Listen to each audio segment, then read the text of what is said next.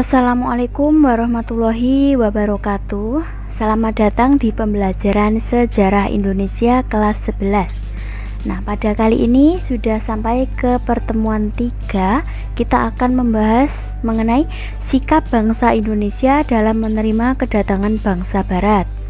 Oke, sebelumnya kalian jangan lupa subscribe channel ini dan jangan lupa di like ya.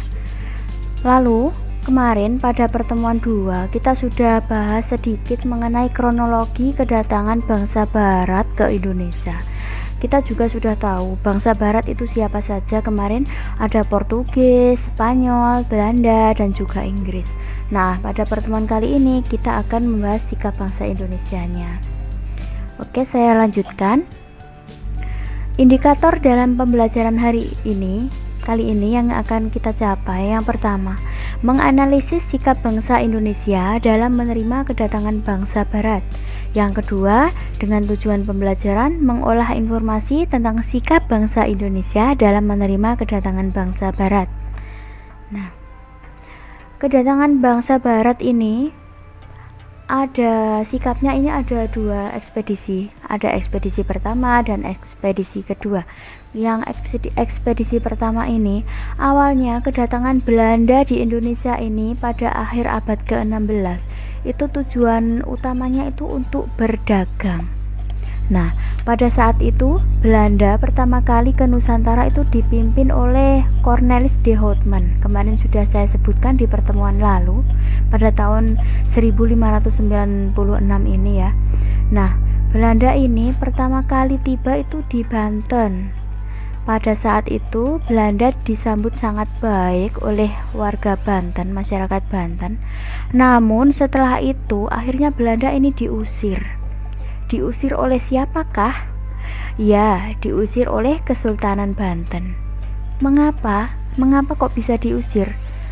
Mereka ini diusir karena sikap Belanda ini yang kerap memaksa penduduk setempat. Maka dari itu mereka diusir oleh Kesultanan Banten. Selanjutnya, Belanda ini berlayar di sepanjang pantai utara Jawa untuk menuju ke timur. Pada saat itu terjadi banyak sekali konflik. Di Sedayu Gresik, Belanda kehilangan 12 anak buahnya.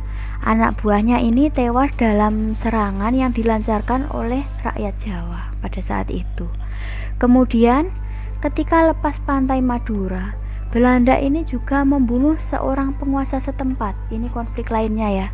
Membunuh seorang penguasa setempat. Nah, pada saat itu penguasa tersebut itu kok bisa dibunuh? Itu karena penguasa tersebut sedang saat itu mendayung perahunya untuk menuju kapal Belanda atau mendekati kapal Belanda dengan tujuan ingin berbicara dengan mereka. Tapi malah penguasa tersebut dibunuh oleh Belanda. Itulah konfliknya. Selanjutnya kita sampai ke ekspedisi kedua. Di ekspedisi kedua ini, pada upaya ekspedisi kedua ini, barulah Belanda ini disambut baik oleh masyarakat Banten. Pada saat itu di bawah pimpinan Jacob van Neck pada tahun 1598, kedatangan Belanda disambut baik oleh Banten. Nah, mereka itu Belanda singgah di Tuban dan tiba di Maluku itu pada tahun 1599.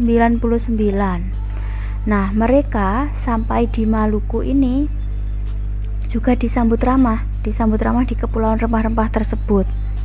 Kepulauan Rempah-Rempah yang dimaksud itu Kepulauan Maluku. Bahkan Kesultanan Ternate itu sampai bekerja sama dengan Belanda ketika itu pada tahun 1605. Kerjasama yang dimaksud itu yaitu kerjasama dengan tujuan untuk berperang mengusir si Portugis. Si Portugis ini yang lebih dulu memonopoli perdagangan di sana. Di sana itu di Maluku.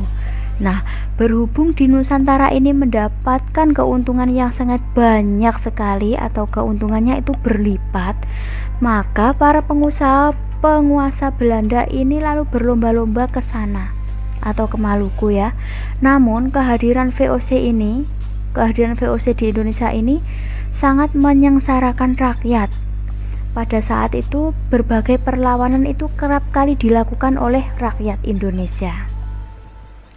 Nah, perlawanan-perlawanannya diantaranya yang pertama ada perlawanan Kesultanan Aceh di bawah Sultan Iskandar Muda pada saat itu tahun 1607 sampai dengan 1639.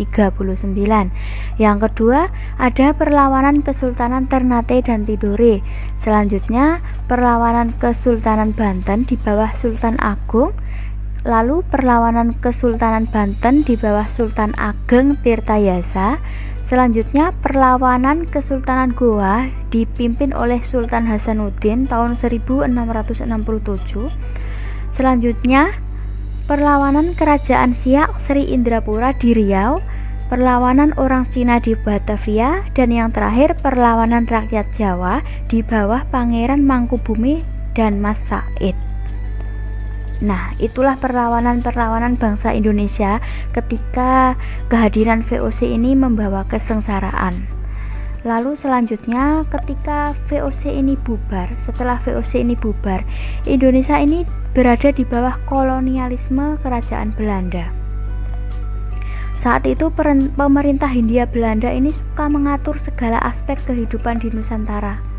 Nah, perlawanan terus dilakukan terhadap kekejaman pemerintahan kolonial yang menyebabkan suatu perang, sebagian perang ya. Perangnya itu ada 8 diantaranya. Yang pertama ada perang Tondano. Perang Tondano ini perang yang berlangsung antara suku Minahasa yang pemerintah dengan pemerintah kolonial Belanda ya di wilayah Tondano Semenanjung Sulawesi Utara. Selanjutnya ada perang Patimura. Perang ini itu akibat dari reaksi perlawanan rakyat Maluku yang dipimpin oleh Kapiten Patimura yang dibantu beberapa pejuang, antara lain itu siapa ya? Philip Latumahina dan kawan-kawan. Selanjutnya ada perang Padri. Perang Padri ini perang yang terjadi itu selama 30 tahun. Perang ini terjadi di Minangkabau, Sumatera Barat, diawali dari perbedaan keyakinan bagaimana cara menjalankan Islam. Nah, perang ini itu terjadi antara kaum Padri dengan kaum adat yang menjadi cukup besar sehingga menarik perhatian Belanda dan membuat Sumatera Barat ini jatuh ke tangan Belanda. Lalu yang keempat ada perang Diponegoro atau bisa disebut sebagai perang Jawa. Ini merupakan perang besar yang berlangsung selama 5 tahun, dari tahun 1825 sampai dengan tahun 1830 ya saat itu. Ini merupakan perang terbesar yang pernah dialami oleh Belanda selama pendudukannya di Nusantara ini. Nah, akibat dari perang ini, penduduk Jawa ini tewasnya itu mencapai 200.000 jiwa.